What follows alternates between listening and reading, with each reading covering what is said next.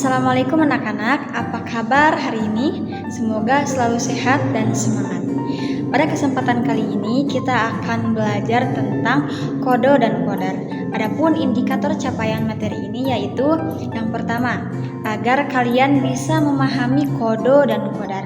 Yang kedua, dapat memahami iman kepada kodo dan kodar. Yang ketiga, dapat menjelaskan macam-macam takdir. Dan yang keempat, agar kalian dapat membiasakan diri beriman kepada kodo dan kodar. Nah anak-anak, apakah kalian sudah tahu apa itu kodo dan kodar?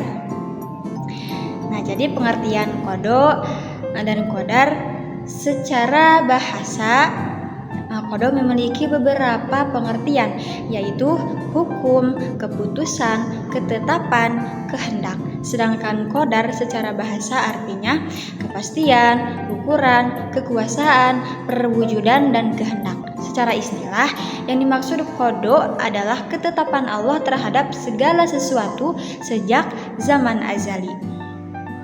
Secara umum, kodo dan kodar dapat dianggap sebagai takdir yang sudah ditetapkan oleh Allah Subhanahu wa Ta'ala kepada seluruh umatnya. Kodo dan kodar memiliki masing-masing makna yang sedikit berbeda. Umat muslim sudah selayaknya wajib mengimani kodo dan kodar. Lantas, apa itu pengertian beriman kepada kodo dan kodar? Sebelumnya telah dijelaskan bahwa secara umum kodo dan kodar merupakan takdir atau garis hidup yang telah ditentukan oleh Allah Subhanahu wa Ta'ala. Beriman kepada kodo dan kodar berarti adalah meyakini segala sesuatu yang telah diputuskan oleh Allah Subhanahu wa Ta'ala. Namun, kodo dan kodar sendiri memiliki konsep yang berbeda. Kodo secara bahasa memiliki arti keputusan atau ketetapan.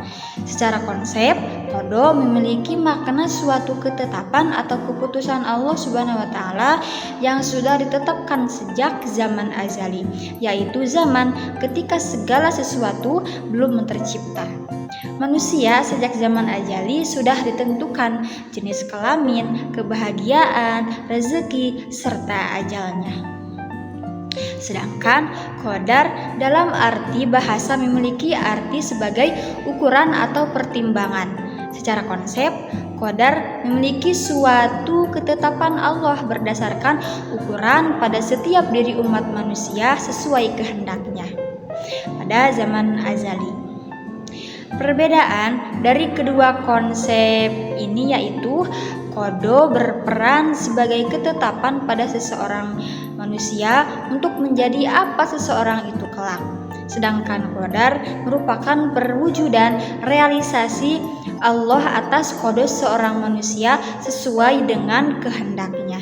Hakikatnya, kodo dan kodar manusia telah ditentukan oleh Allah Subhanahu wa Ta'ala.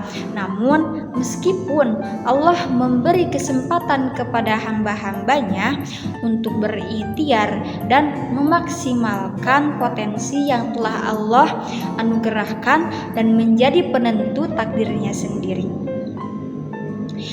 Beriman kepada kodo dan kodar merupakan rukun iman yang keenam. Iman kepada kodo dan kodar dalam ungkapan sehari-hari lebih dikenal dengan sebutan iman kepada takdir.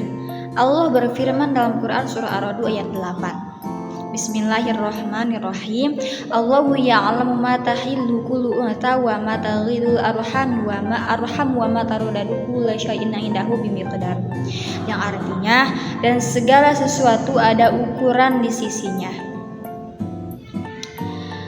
Kemudian selanjutnya kodo dan kodar atau takdir dibagi dua, yaitu takdir mu'allaq dan takdir mubrom. Nah berikut adalah penjelasannya. Yang pertama, takdir mu'allaq. Mu'allaq secara bahasa artinya sesuatu yang digantungkan. Takdir mu'allaq yaitu ketentuan Allah Subhanahu wa Ta'ala yang mengikut sertakan peran manusia melalui usaha atau ikhtiarnya. Allah berfirman dalam Quran surah Ar-Ra'd ayat 11, yang artinya sesungguhnya Allah tidak akan mengubah keadaan suatu kaum sebelum mereka mengubah keadaan diri mereka sendiri. Nah, kemudian selanjutnya ada contoh-contoh takdir mu'allaq, yaitu seperti kepandaian, kemudian kesehatan, dan kemakmuran. Nah, selanjutnya seseorang yang beriman kepada qada dan qadar akan tercermin dalam kehidupan sehari-hari. Di antaranya, ia pantang berpangku tangan, justru sebaliknya. Ia akan giat berusaha dan bekerja guna meraih cita-cita. Allah Subhanahu wa Ta'ala telah mengkaruniakan beragam potensi kepada manusia untuk digunakan sebagai bekal hidup. Setiap manusia dikaruniai akal untuk berpikir dan organ-organ tubuh untuk bergerak. Yang kedua, ada takdir mubrom. Mubrom secara bahasa artinya sesuatu yang tidak dapat dielakkan atau sudah pasti. Jadi, takdir mubrom adalah ketentuan mutlak dari Allah Subhanahu wa Ta'ala yang pasti berlaku dan manusia tidak diberi peran untuk mewujudkannya. Adapun contoh dari takdir mubrom diantaranya seperti jenis kelamin manusia, ajal, panjang pendeknya umur manusia, api memiliki sifat panas, bumi berbentuk bulat, kemudian gaya gravitasi, dan kejadian hari kiamat dan lain sebagainya. Allah berfirman dalam Quran surah Al-A'raf ayat 34, dan yang artinya adalah, dan setiap umat mempunyai ajal batas waktu, apabila ajalnya tiba mereka tidak dapat meminta penundaan atau percepatan sesaat pun. Selanjutnya adalah dahsyatnya manfaat beriman kepada qada dan qadar. Seseorang yang beriman kepada qada dan qadar akan memperoleh banyak manfaat.